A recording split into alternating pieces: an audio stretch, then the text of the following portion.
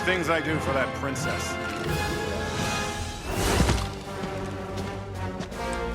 Don't get in my way.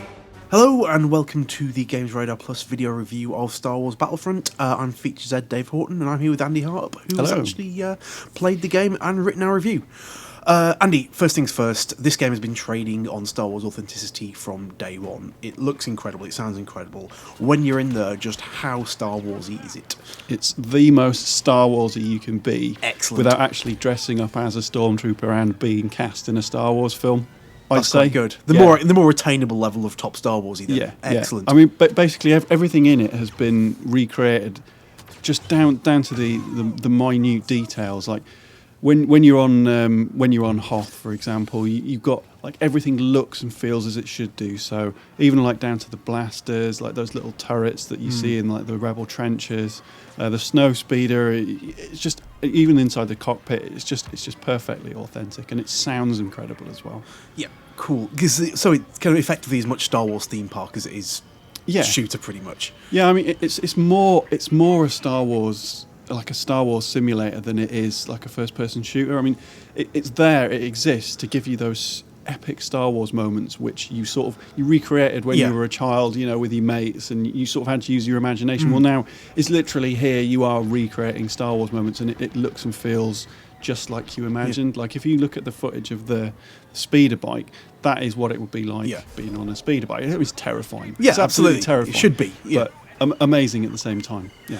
Brilliant. So as a shooter though, because obviously the beta's been out and there's been the early access version, there's been a few people complaining that it feels a little bit shallow because it has got quite kind of accessible mechanics, shall we say. How is the core kind of shooting experience? It's solid. I mean, when you shoot someone and you hit them, it feels like that's what should happen. Yep. However, there isn't a lot of depth to it, and you know, a lot of purists will find it quite frustrating. So, for example, when you're running along and shooting just down the iron sights, that is as accurate as when you're shooting, just from the hip. That is as accurate as firing down the iron sights, like stood still, crouching, whatever. So the game is designed to let you run around and shoot people, and it's designed that, you know, if you're like an amateur and you just playing it with your mate over Christmas because they've brought around a copy, then you're just as likely to get as many kills as them, even if they played it for like 50 hours. I mean, they'll have better unlocks than you, but they don't make a huge difference either. It's designed to be accessible because, let's face it, Star Wars has got such universal appeal. EA and DICE want it to be as playable as possible. They don't want it to be elite, and I think that's a great thing. Yeah, I mean, you don't lock off Star Wars because it's Star Wars, it's for everyone, you know. Exactly. And Star Wars combat's meant to be kinetic as well. It's not meant to be a bunch of guys camping at each other for 40 minutes, you know. That's not the way it works. So how does the interplay between the three main elements, as I see, there's the ground combat, there's the air combat and vehicle stuff, and there's the hero units. How does the interplay of that tend to play out? It's a very well balanced game. You will only tend to get like the vehicles and the hero characters on the larger maps and modes. So Walker Assault, Supremacy, and Fighter Squadron is pure like aerial combat. But they all interplay incredibly well. The way it works is you can't choose to be like a TIE fighter pilot, for example. That can't be your thing. You can only get into a TIE fighter by picking up a little token on the battlefield, and you maybe do that once or twice per session. If you're lucky. I mean, sometimes you will never get to play as a hero character in a game.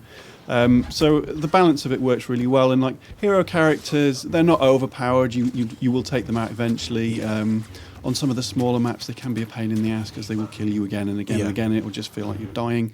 And the vehicles, you can shoot them down with like traditional on-foot weaponry, but they're mainly there to like provide air superiority and have a little scrap in the air. And if you're playing Walker Assault, it's great if you're playing as like an A-wing, because not only can you shoot down TIE fighters, but when the walkers are vulnerable, when they've been bombed, you can go in and shoot them, and that's a big help for your team. So yeah, they work really well. Cool. The interesting thing is, it sounds like it's mainly a multiplayer focused thing. I know there are a couple of like single player and offline modes, but how complete a package does it feel? Because like traditionally, like multiplayer only games on console rarely kind of keep long term traction on the go. What I'd say is, if you're not going to play this online or you're not going to play it with your friends, don't buy it. Yeah. Because even like there's 9 multiplayer modes and 4 single player modes. Now I use single player with like quote marks in the air because those are best played in co-op anyway. So you want to play them with a buddy. There's nothing really for someone who just wants to sit there on their own and play shooters. Yeah. So really, this is like a multiplayer game, and it's a co-op game. If you're not going to do that, then don't bother with it. I'd say, like, as a value proposition, if you are going to take it online, it's great. You'll get quite a few hours out of it. Obviously, you play it as much as you like. But if you just want to play it in co-op, or you just want to play it with friends and family, then I don't know, like £40, $50. That seems quite steep to me. Yeah. Okay, so all that summed up then, what's the final score?